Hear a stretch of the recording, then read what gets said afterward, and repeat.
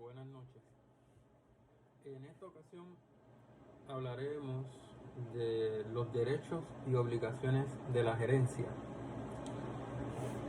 Cuando una empresa privada, la cual está representada en el proceso de contratación por la gerencia, contrata nuevos trabajadores, obviamente siguiendo el proceso de ley, el debido proceso de ley. Y en ese proceso de contratación hay un libre y mutuo acuerdo entre las partes que participan en este proceso de contratación al momento de hacer el contrato, de ponerse de acuerdo. La empresa tiene, ¿verdad?,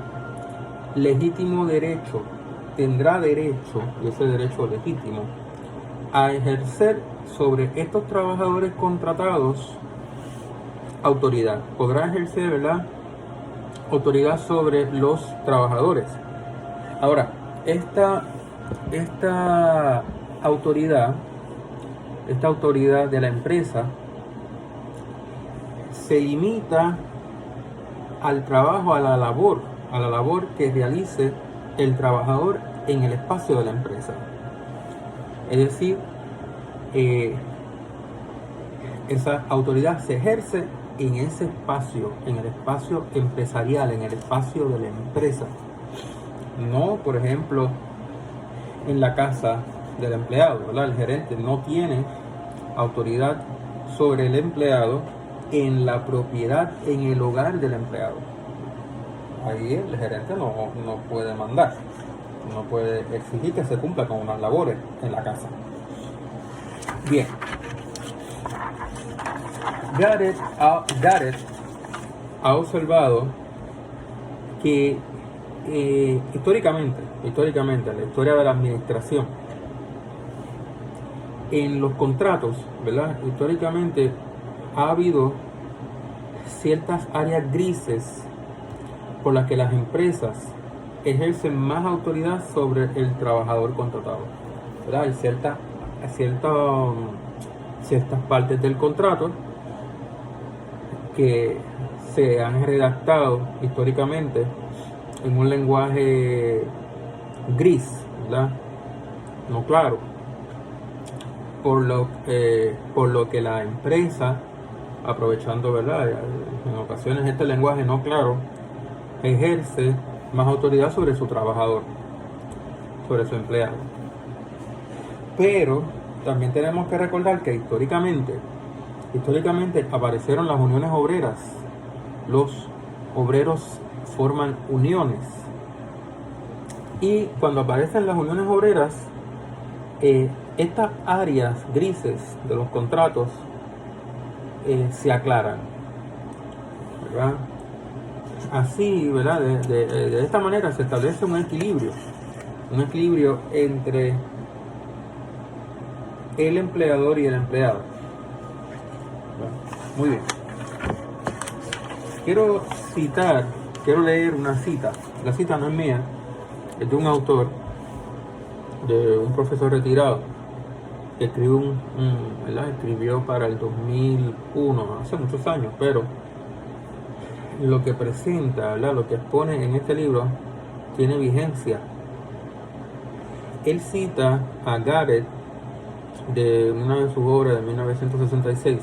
Estoy hablando del libro Ética de la Empresa, del profesor retirado Andrés Rodríguez Rubio, filósofo de formación y eticista, especialista en ética.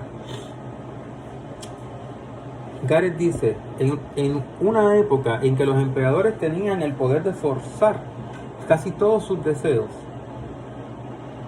antes, se asumía que la gerencia tenía los derechos no negados explícitamente por la ley o por el contrato del trabajo.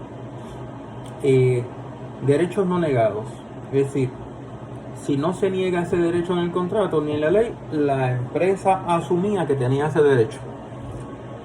Sigo citando.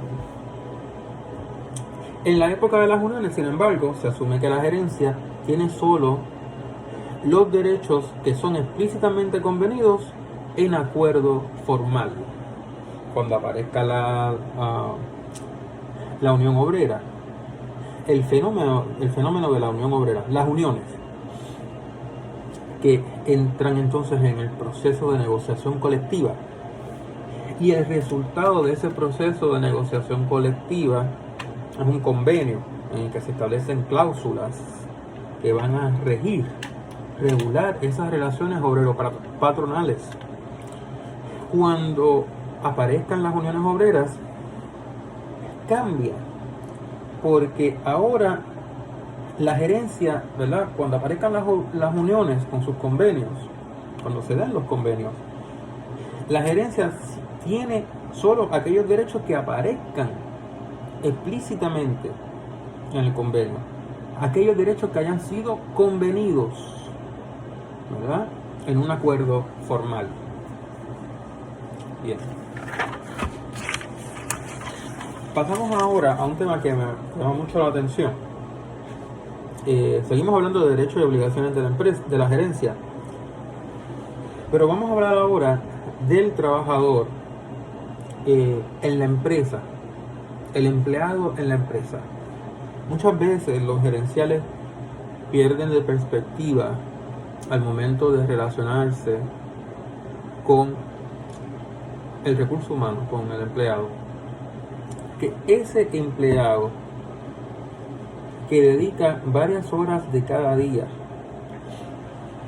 a realizar labores para la empresa en el espacio, en el ámbito empresarial de la empresa, ese trabajador no solo debe contar como un productor, como alguien que produce, sino que se tiene que tener en perspectiva, la gerencia debe tener en perspectiva que aparte de producir, ese empleado, ese recurso humano, es persona. Y esto es un tema propiamente ético. Ya estamos definitivamente en un tema ético, fundamentalmente ético. ¿Qué significa persona? Estamos hablando del empleado, del trabajador en la empresa privada, el recurso humano, y estamos diciendo que el empleado o el trabajador no solo cuenta como productor, es decir, como alguien que produce, que se le pide que produzca, que tiene unas labores que realizar, y al realizar esas labores produce para la empresa, y por eso se le paga un salario cuando rinda su trabajo. Pero no podemos perder de perspectiva que ese trabajador, ese empleado productor que produce, también es persona. ¿Y qué significa persona? ¿Cómo vamos a definir persona? Vamos a definir persona en esta ocasión como ser humano libre, que goza de libertad, que tiene libertad, que aparte de ser libre, es creador, capaz de crear, hacer algo nuevo, es creativo. Es un ser humano libre, es creador, con valores y con un proyecto de vida que está realizando en este mundo. Suena muy existencial al final la definición. Está realizando un proyecto de vida. El empleado está realizando un proyecto de vida, y parte de ese proyecto de vida es el trabajo. Tiene valores, tiene un proyecto de vida que realizar, y parte de ese proyecto de vida es el trabajo, su trabajo. El empleado como ser personal no debe ser pensado como un individuo pasivo que ejecuta de un modo mecánico las instrucciones que recibe de la gerencia.